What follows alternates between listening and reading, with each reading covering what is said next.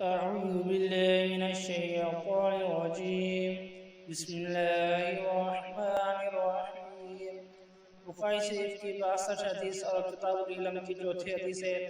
قال حدثنا خالد بن مخلد قال حدثنا سليمان قال حدثنا عبد الله بن دينار عن ابن عمر عن النبي صلى الله عليه وسلم قال إن من الشجر شجرة لا يسقط ورقها وإنها مثل المسلم حدثوني ما قال فوقع الناس في شجر البوادي قال عبد الله فوقع في نفسي أنها النخلة ثم قالوا حدثنا ما هي يا رسول الله قال هي النخلة.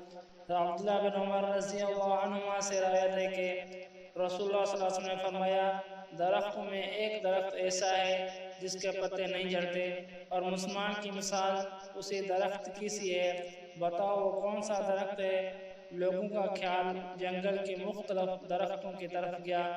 عبداللہ بن عمر رضی اللہ عنہ فرماتے ہیں میرے دل میں آیا کہ وہ کھجور کا درخت ہے، لیکن کم سنی کی وجہ سے جواب دینے سے شرما گیا. تو لوگوں کے پوچھنے پر آپ صلی اللہ علیہ وسلم نے بتایا کہ وہ کھجور کا درخت ہے.